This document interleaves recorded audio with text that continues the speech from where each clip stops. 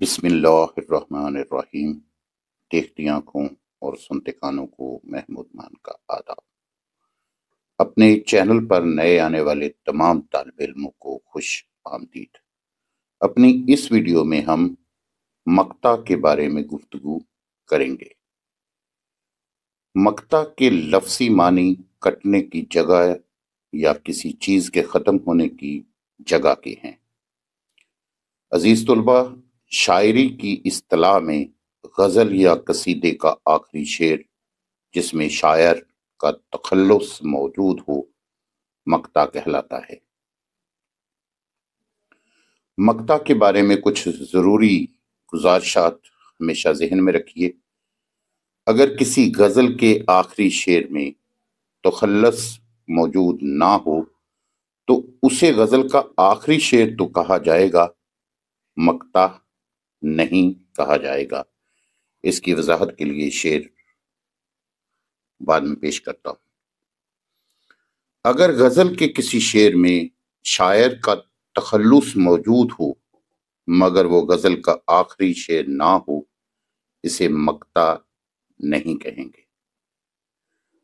مقطع غزل کے اختتام کا اعلان کرتا ہے، اس لیے یہ غزل کا آخری شعر ہوتا ہے اور اس میں شاعر کا تخلص موجود ہونا ضروری ہے۔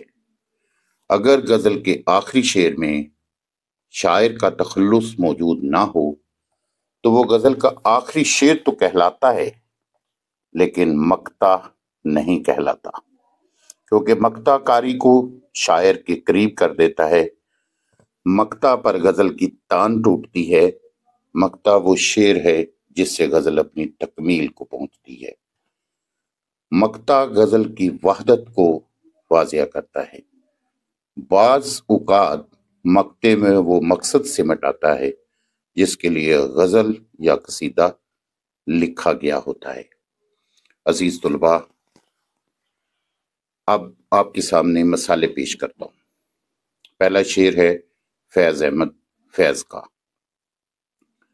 مقام فیض کوئی راہ میں جچا ہی نہیں، مقام فیض کوئی راہ میں جچا ہی نہیں، جو کوئے یار سے نکلے تو سوئے دار چلے، جو کوئے یار سے نکلے تو سوئے دار چلے۔ دیکھیے اس کے پہلے مصرے میں فیض احمد فیض کا تخلص آیا ہے، یہ غزل کا آخری شعر ہے، اس لیے یہ مقطع ہے۔ دوسری مثال، سخت کافر تھا جس نے پہلے میر، سخت کافر تھا جس نے پہلے میر، مذہب عشق اختیار کیا۔ عزیز طلباء، آپ پہچان گئے ہوں گے کہ دوسرا شعر میر تقی میر کا ہے اور پہلے مصرے کے آخر پر میر کا تخلص استعمال ہوا ہے کہ سخت کافر تھا جس نے پہلے میر، مذہب عشق اختیار کیا۔ تو یہ مقطع ہے، غزل کا آخری شعر بھی ہے، مقطع ہے چونکہ اس میں تخلص استعمال ہوا ہے۔ تیسری مثال، مومن خان مومل کی غزل کا مقطع سناتا ہوں آپ کو۔ کیوں سنے عرض مضطرب مومن، کیوں سنے عرض مضطرب مومن، صنم آخر خدا نہیں ہوتا، صنم آخر خدا نہیں ہوتا۔ پہلے مصرے کے اندر مومن خان مومن کا تخلص آیا ہے، اس لیے یہ مومن خان مومن کی غزل کا مقطع ہے۔ اٹھا میں مدرسہ و خانقاہ سے غمناک، اٹھا میں مدرسہ و خانقاہ سے غمناک، نہ زندگی نہ محبت نہ معرفت نہ نگاہ۔ یہ حضرت علامہ محمد اقبال کی غزل کا آخری شعر ہے، تخلص موجود نہیں، لہذا مقطع نہیں کہلائے گا۔ اب آپ کو داغ دہلوی کی غزل کا پہلا شعر سناتا ہوں۔ ابھی فلک کو پڑا دل جلوں سے کام نہیں، ابھی فلک کو پڑا دل جلوں سے کام نہیں، اگر نہ آگ لگا دوں تو داغ نام نہیں۔ لہذا دیکھیں آپ کے شعر نمبر 2 کو اب ایک اور شعر آپ کو سناتا ہوں۔ دباؤ کیا ہے سنے وہ جو آپ کی باتیں، داغ دہلوی کا شعر ہے۔ دباؤ کیا ہے سنے وہ جو آپ کی باتیں، رئیس زادہ ہے داغ آپ کا غلام نہیں۔ پہلا شعر ہم قافیہ ہونے کی بنا پر مطلع کہلائے گا۔ کون سا بلا؟ یہ والا شعر۔ ابھی فلک کو پڑا دل جلوں سے کام نہیں، اگر نہ آگ لگا دوں تو داغ نام نہیں۔ کام نہیں اور نام نہیں، ہم قافیہ ہے، تو اس کو کیا کہیں گے؟ مطلع کہلائے گا۔ حالانکہ پہلے شعر کے اندر عموماً شعراء اپنا تخلص استعمال نہیں کرتے۔ اور مقطع دوسرا شعر کہلائے گا۔